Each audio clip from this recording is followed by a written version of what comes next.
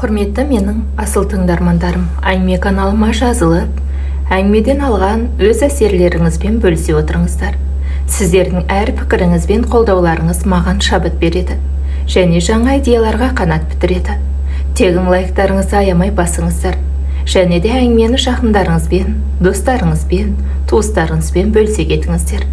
Қазақ арнасының дамуына бірге атсалысайық. Шухрат бір ұйықтап тұрып, күнге арқасын қыздырмақ болып, есіктің алдына тұрған тозыға жеткен. Бір жағына қисайып, сынып тұрған орындыққа сүйретіліп келіп жайғасты. Күнге арқасын беріп, көзін жұмып, сүйсініп отырғанына біршама уақыт болды. Тозығы жеткен сынық орындық ауыр салмақ көтере алмаса да, Шухратты көтерді. Себебі соңғы айлары Шухрат ауырғалы бері құры сүйегі ғана қалып, арықтап кеткен еді. Көз жанары да солыңқы. Сол солыңқы көз жанарымен үйге кіріп шығып, тірлік жасап жүрген келіншекпен соның қасындағы бойжеткенге қарап отырып, Құдайдың өзіне берген жазасына мойынсынып, қайтып келмес өткен өміріне көз жүгіртті. Ол кезде кеңес үкіметі тарқап, халықта ақшасыздық болып, азық-түлік талонмен алынатын астан-кестен заманның басталған тұсы еді. Шухраттың әкесі ауылдың білдей бір бас есепшісі болды. Ауылды түгелдей жұтпаса да екі ұрпағына, яғни баласына, немересіне жететіндей жұтты ғой. Қала берсе совхоз тарқағанда көлікті де, трактор демей, жерді де, малды да, екі мекемені де алып үлгерді. Дереу жеке қожалық ашып, алған мекемелеріне жөндеу жүргізіп, дүкен ашып алды. Ескі үйін бұзып, ауылдан ерекшеленіп, екі қабатты үй салды. Енді Шухраттың әкесінің мұртын балта шаппайтын жағдайын жасап алды. Жеке қожалығы да дөңгеленіп жүріп кетті. Шухраттың әкесі байыған үстіне бай болғысы келіп, күні-түні тынын таппады. Ақша көбейген сайын Шухраттың әкесі мен шешесінің достары азая бастады. Адам таңдап араласып, көкіректерін кере бастады. Жалғыз ұлдары Шухратты да ауылдың мектебін менсінкіремей қалада оқытты. Әке шешесі мынандай болып тұрған соң, Шухратты солардан алысқа бармады. Араласатындары тек байдың балалары болды. Ішімдік ішіп шылымға үйірлеу болды. Ақша деп қиналмады. Аузынан ақша керек деген сөз шықса болды, әкесі немесе шешесі бір қойдың етімен қоса керекті қаражатын жеткізіп отырды. Шухрат талай қыздарды алдап, құрығын түсіріп, қан қақсатып жасанды түсік жасатты. Әбден өмірдің рахатына батып жүргенде, ауылдан әкесі келіп Шухратқа, «Шухрат, балам, ауылға қайт. Оқуыңды сырттайға ауыстыр, кейінгі кезде менің денсаулығым сыр беріп жүр. Менің қожалығыма ие бол, сол шаруаның бәрін саған өткізіп берем. Мен осы уақытқа дейін жинап тергенім сен үшін болған. Енді осының бәрін сен жүргіз. Іштің, тарттың, жүрдің. Ақшаны да суша ағыздың. Қой демедім. Жас қой жастық шағында ойнасында күлсін дедім. Енді жетер, үйлен, балалы шағалы бол. Осы жиғандар саған сенің балаңа жетеді. Әрі қарай билік сенде деп әкесі Шухратты сырттай оқитынын, құжаттарын ретке келтіріп, ректорға өтініш жаздырды. Басында Шухрат көніңкіремей, қиқарланып барып басылды. Ақыры әкенің айтқанынан шыға алмай ауылға қайтты. Қалада баратын жерлері көп, қыдырып тоқтамайтын. Шухратқа ауылға келу тозақ отына түскендей болды. Керек десеңіз далаға шығуды қойды. Бар бітіретін тірлігі теледидар көру болды. Бірді әкесі мен шешесі өздері құда болуды қалап жүрген көршілерін үй ішімен қазақтың салты ғой деп еруілікке шақырды. Сондағы ойлар көрсе қызар, ұлдары қызды көрсін деген еді. Құрған жоспарлары бекер болмады. Шухрат қызды көріп, есі ауды. Әкесі айтқандай періште ғой, сары алтындай шашы, аппақ жүзіндегі қыр мұрны, қара емес, көкшіл көзі, киінген киімі, қысқасы бәрі үйлесіп ақ тұр.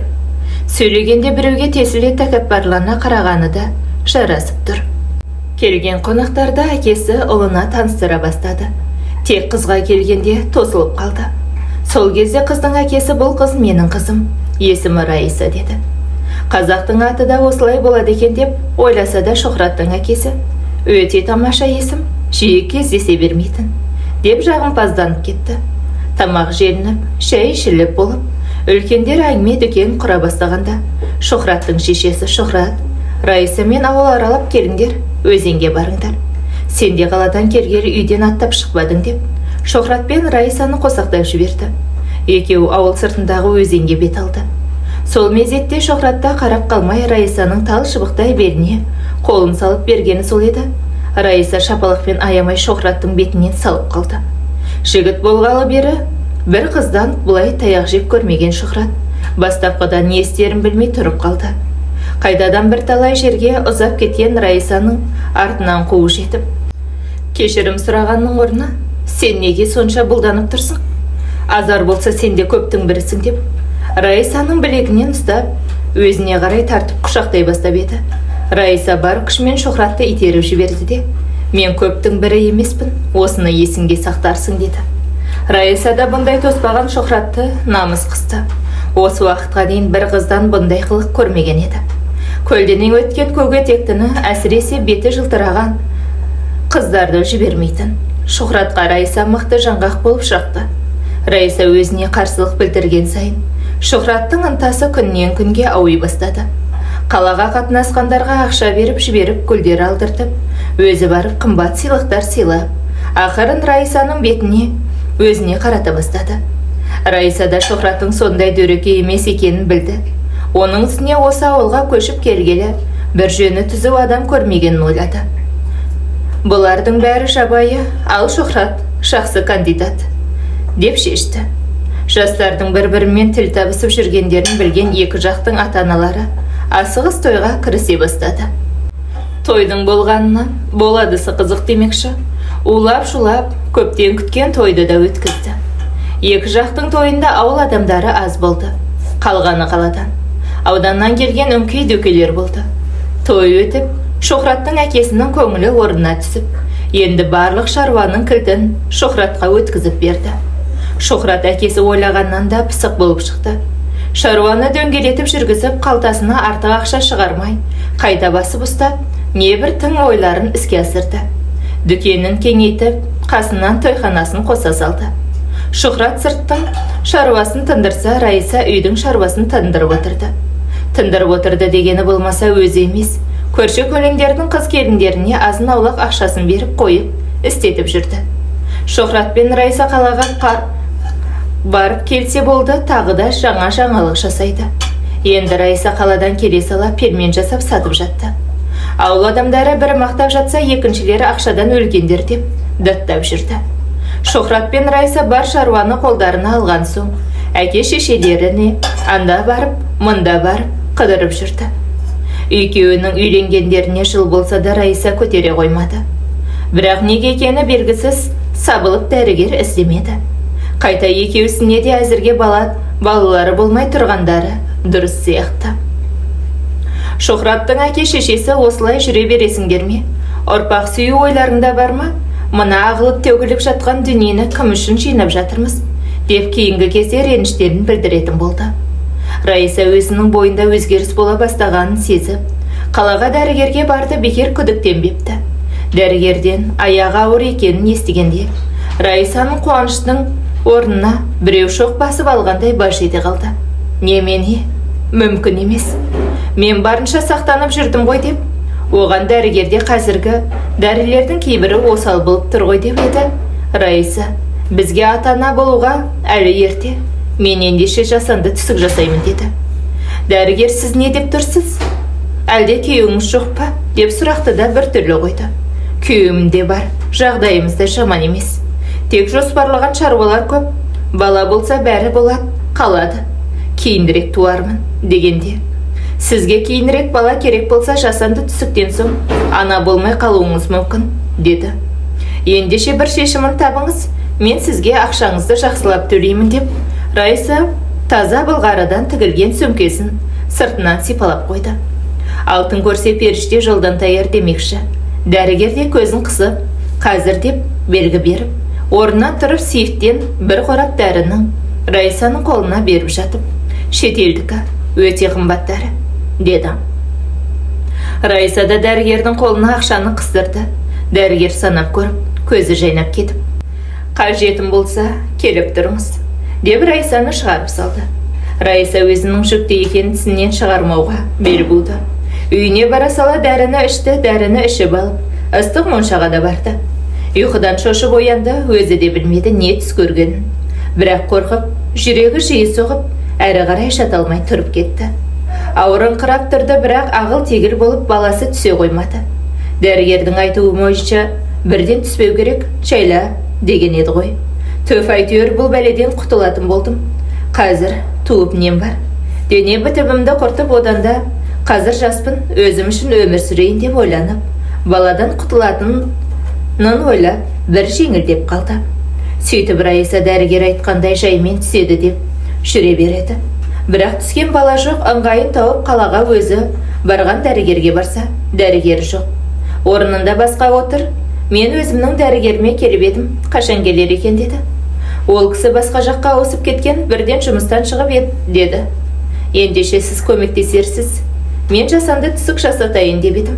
Деп еді дәрігер, жүріңіз деп. Келесі бөлмені көрсетті.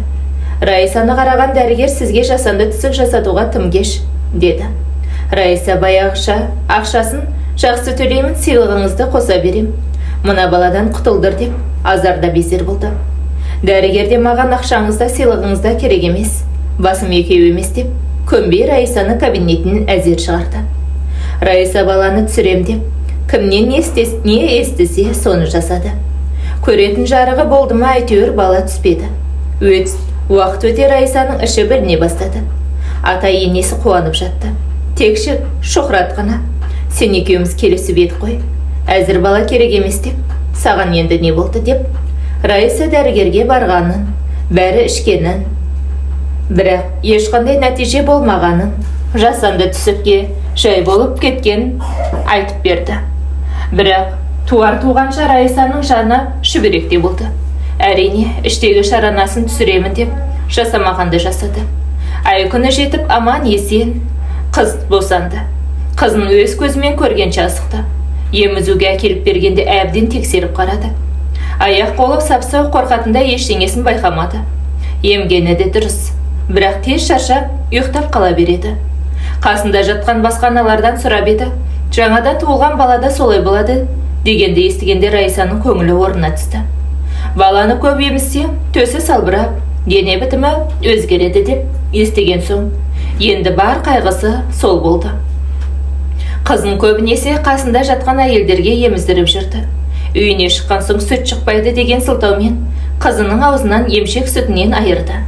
Енесі жасанды сүтпен тамақтандырды. Ол сүт анасының сүтіне жету қайда, байғыз қыздың қарны ашып, күні-түні шырылдап, аузы жабылмай жылап жатады. Қызды жұбатар ешкім табылмады. Бұл үйде ата енесі ұрпақ жалғар ұл тосып еді, қыз қырқынан шығарылған соң ет алып балпанақтай болды. Тегі өзі бір сүйкімді сәби. Бұрынғыдай шырылдап жыламайды да, жатқызған жерінде жата беретін болды. Бір күні Раисаның үй іші қонаққа шақырып, бәрі сол үйге барды. Раисаның шешесі сәбиді қолына алып көтеріп, ескелеп сүйіп еді. Кішкентай сәбиде ешқандай дауысқа селт етіп қарау жоқ екенін байқап, Раиса, мына қыз неге дауысқа қарап елеңдемейді? Осындай уақытта бала дауыс шыққан жақты іздеп тауып алатын кезі ғой деді. Содан Раисаның төркінінен бәрі көңілсіз қайтты, әсіресе Раиса.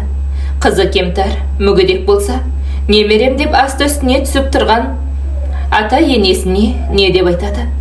Үйлеріне келген соң енесі ұзаққа созбай тездетіп дәрігерге қаратындар. Бұл жақта болмаса Москваға Виктор Петрович деген мықты таныс дәрігер барып, соған апарыңдар деді. Сол күннен бастап Раисадан маза кетті.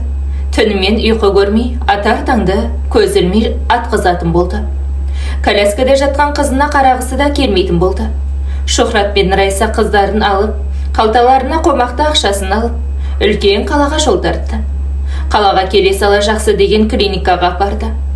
Тексеріп келе, соңында айтқандары, мүмкін кейіндірек естіп, сөйлеп кетер деумен қайтарды.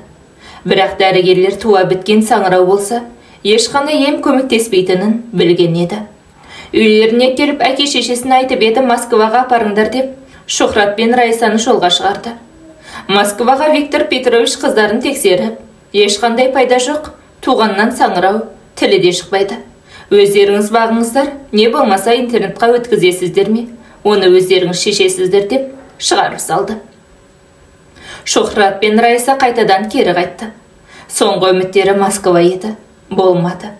Үй ішінде бұл жаңалықты естіп, туғанның бір бала, соны да мүгедек тудың деп Райсаны жазғырды. Үй ішімен ақылдасып, бірі өткізу керек десе, бірі өткізбейміз деп, ақыры айналып келіп, Шухраттың әкесінің алыс туысы өмірі бала тумаған. Сол себепті де күйеуі тастап кеткен еді. Үнемі Құдайдан соқыр болса да бір балаға зар болғаным ай деп отыратын еді. Соған берсек деп шешіп, әкесі мен шешесі барып сөйлесіп келуге кетті. Кеткендерінен қайтқандары тез болды. Келе сала қызды жинап, туыстарына апарып берді. Шухрат пен Райсаның жүректері селк етпеді. Қайта ертерек құтылғандарына қуанды. Әке шешесі де бір-екі күн қайғырғандай болды. Содан ұмытып, күндегі тірлікпен айналысып кетті. Шухраттың алыс туысының аты Ұлбосын еді. Өзі айтып жүретін, анам ылғи қыз туа берген соң, ұл туармын деп атымды Ұлбосын деп қойыпты. Ал маған Құдай ұл түгілі қыз да бермеді деп. Шухраттың әке шешесі келіп кеткен соң Ұлбосынның қуанышында шек болмады. Алла сансыз алғысын айтып, риза болды. Бірақ алыс туыстарының тас жүрек екендеріне қатты қынжылды. Қызды әкеліп тастаған соң Ұлбосын ешкі сатып алды, атын Мөлдір деп өзі қойып алды. Себебі сәбидің көздері моншақтай мөлдіреп тұрды. Ұлбосын, аман болсаң, қас сұлудың өзі боласың қызым, деп өзімен өзі сөйлесті. Қызым деген сөзді кеше ғана армандап, бекер өтем бе деп еді. Енді міне кішкентай нәрестені қолына алып, құшағына қысып отыр. Қызды әкеліп тастаған соң Шухраттың әке шешесі бір рет келді. Онда да құжаттарын реттеп, әкеліп берді. Содан кейін ат ізін салмай, жолды ұмытты. Ұлбосын келмей кетті деп қиналмады. Мөлдірі кәдімгідей отырып, еңбектей бастады. Оған Ұлбосын риза, тапқанын Мөлдірдің аузына тосып, үстіне іліп отырды. Мөлдірінің туған күнін сол үйіне әкеліп тастаған күнге жаздыртып алған еді. Бір жасқа толғанын жасап, тойлап тастады. Мөлдір жүре бастағалы Ұлбосын сүйреп, қасынан тастамайды. Бұл кезде Райса жүкті еді, бұл жолы тумаймын деп безілдемеді. Себебі енді бала тумаса ата енесі Шухратқа айтып, шығартып басқа әйел алып берер деп қорықты. Бұл кезде Мөлдірдің тілі жоқ болса да тәтті қылықтары шығып, Ұлбосын Мөлдірге қарап отырып, әрбір жасаған тәтті қылықтарына осындай қызды керексіз еткен туған әке шешесіне лағнет айтатын. Райсаның да ай күні жетіп ұл босанды. Ұлының атын Шафқат деп Райсаның өзі қойды. Қырқынан шығарған соң Шухрат пен Райса, біз Москваға Виктор Петровичке апарып баланы тексеруден өткізіп келсек деп, әке шешесіне айтып еді. Немене? Құлағы естімейді, сөйлемейді, немесе тағы бір ауру десе, тағы да апарып тастаймыз ба? Сендердің ниеттеріне берілген қыз болған. Бала керек емес деп безілдедіңдер, ешқайда да бармайсыңдар деді. Райса мен Шухрат өсіп келе жатқан ұлдарына музыка қосады. Шафқат, Шафқат деп шақырады ма әйтеуір, ойларына келгенді жасайды. Райса қызының кеміс болып туылғанына өзін кінәлап отырған жоқ. Райсаның екі баласы екі жақта өсіп жатты. Уақыт зымырап өтіп Шафқат бірінші сыныпқа барды. Шафқатқа бар жақсыны кигізіп, көліктермен улап-шулап бір үйдерден 4 кісі мектепке барады. Ал Мөлдір болса екінші жыл болды. Тура осы күні мектепке бара жатқан балаларға қызыға қарап, соңдарынан еріп мектепке дейін шығарып салатын. Шафқатқа жалғыз ұл болған соң қатты ерке болып өсіп келеді. Үй іштеріне айтқанын жасататын. Ал Мөлдірде мүлде басқа. Үй шаруасын, сырттағы жұмысты Ұлбосынмен қатар жүріп тындыратын. Өте тыңғылықты қыз болып өсті. Шухраттың әке шешесі бір жылда бірінің артынан бірі қайтыс болды. Шешесі қайтыс боларда қыздарын алуды, алмаса әруағым риза болмайды деп өтініп кетті. Ал Шухрат пен Райса шешелерінің соңғы өтінішін ұмытып кеткен еді. Шухрат пен Райсаның бар ойлары Шафқатта болды. Ең болмаса қыздарына бармақ тұрмақ естерінен шығарып тастаған еді. Шухратты қойшы, еркектің аты еркек қой, Райсаға не жоқ десеңші. 9 ай көтеріп ашшы толғағына шыдап, босанған қызын ұмытып, Шафқат өте дөрекі болып өсті. Шухрат пен Райсаның тілін алмайтын болды. Мектеп бітіріп қалаға кеттік, оқуға түсті. Оқуға түсті деген аты, әйтпесе әке шешесінің ақшасының арқасында еді. Шафқатта Шухрат сияқты қыз біткеннің соры болды. Ауылға келмей келсе де, бір күнге келіп, онда да ақша үшін ғана. Ал Мөлдірде бәрі басқаша еді. Раисаға тартып сұлу болды. Тек қара шашты, қара көзді болды. Көрген адам көз ала алмайтын сұлу еді. Ұлбосынды қарттық басып, оның үстіне жазылмайтын ауру болып қалды. Енді Ұлбосының бар ойлайтыны Мөлдірдің тағдыры болды. Бір күні Мөлдірге өзінің әлемінен, тілімен, саусақпен бар жағдайды айтып берді. Енді қызым, өзің шешім қабылда. Әке шешең өте бай адамдар, сені далада қалдырмас. Мен өлсем, сен кімге барасың? Мен сені көзімнің тірісінде әке шешеңе табыстап кетейін деп сөзін аяқтады. Мөлдірге бұл жай үлкен соққы болды. Бірақ мен сізді тастап ешқайда кетпеймін. Менің анам сізсіз деп, Ұлбосынға жабысып жылап, айырылмай қойды. Содан бері де 2 ай өтіп кетті, Ұлбосынды ауруы күннен күнге жеңіп барады. Енді тосатын ештеңесі жоқ, деп Ұлбосын Мөлдірді әке шешесіне апаруға шинай бастады.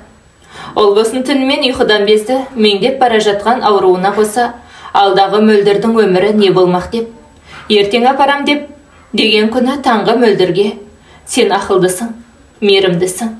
Сенің бара жатқан отбасыңдағы адамдардың мейірімі деген жұрдай-ау. Оларда мейірім болса, сенде кереметті әкеліп тастап кетпес еді. Енді сен оларға мейірімділігіңмен үлгі бола біл, қызым, деп ақылын айтып, құшақтары айрылмай жылап шықты. Кетерде бұл үйден ұл де сенікі. Егер жаңа отбасыңа сіңісе алмасаң, қайтып келерсің. Бірақ ол кезде мен болмаймын, деді. Шухрат пен Раиса таң қалды, танымайтын әйелді көріп. Бірақ Раисаның жүрегі бірдеңені сезді.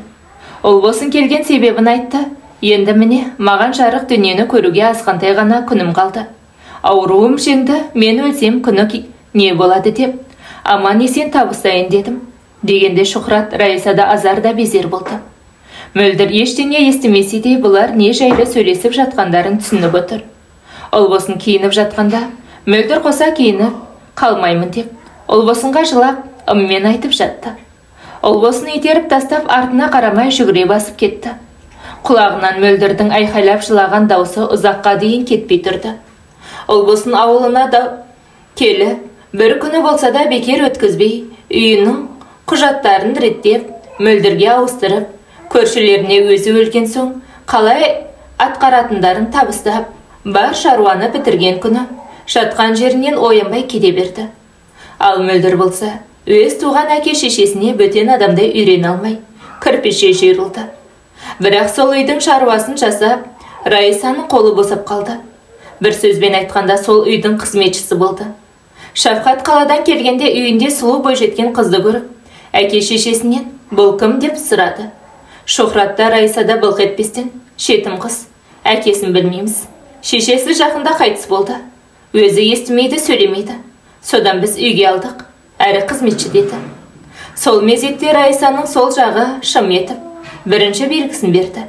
Көпке дейін өз-өзіне келе алмай, шетел жәрдем шақыртты. Сол уақыттан бастап Шафқат қаладан жиі келетін болды.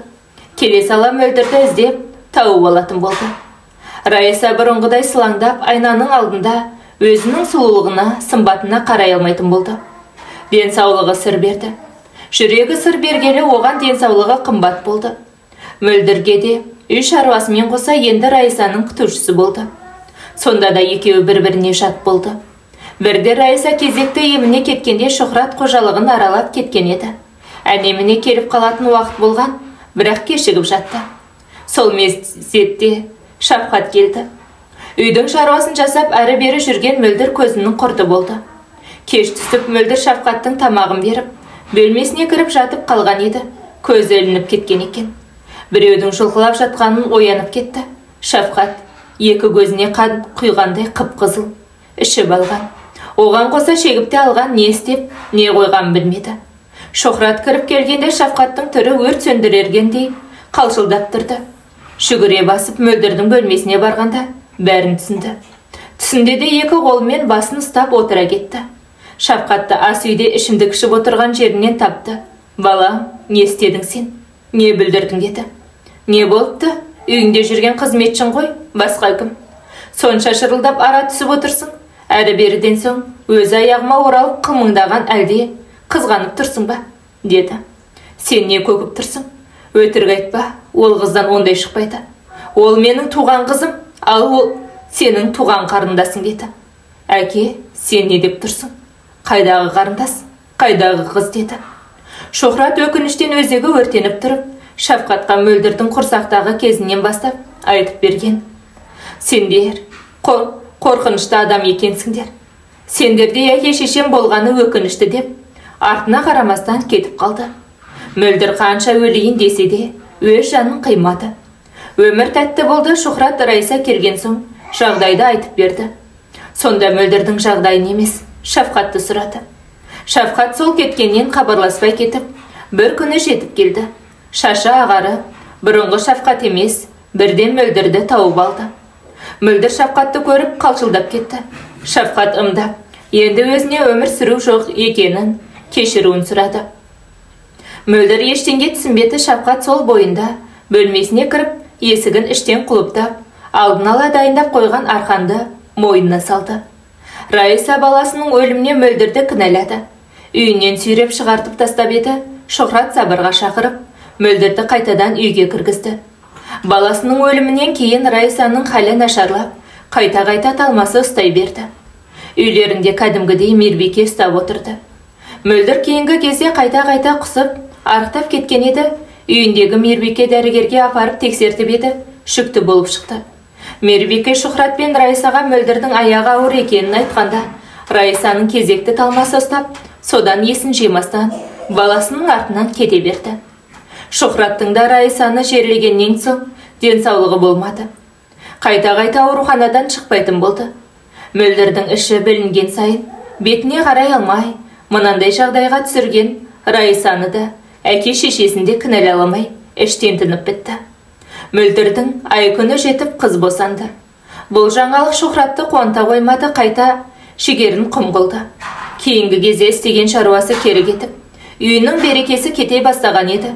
Көп уақытын ауруханада өткізетін болды. Содан бері де уақыт зымырап өтті. Шухрат сал болып ауырып, әйтеуір күтімі дұрыс болып, таңылған төсегінен сүйретіліп болса да тұрды. Әйтеуір Мөлдірге салмақ салмай, далаға өзі кіріп шығады. Мөлдірдің босанған қызы бойжетті. Атын Шухрат Жәудір деп қойған еді ғой. Жәудір жоғары оқуын бітіріп, ауылға Мөлдірдің қасында қаңырап тоқтап тұрған қожалықтарын жүргізе бастады. Сізді мамам тамаққа шақырып жатыр деп, Жәудір Шухраттың қолтығынан демеп, үйге кіргізді. Асқанды да көргенбіз, тасқанды да көргенбіз. Асып-тасып, солғанды да көргенбіз демекші. Райсаның өр көкіректігі мен қарақан басын ойлағанының арқасында бір шаңырақты шайқалтып, ортасына түсірді. Енді Шухраттың қалған өмірі кезінде керексіз болған Мөлдір мен Жәудірге қарап қалды. Әңгіменің соңы зейін қойып тыңдағандарыңыз үшін алғысымыз шексіз.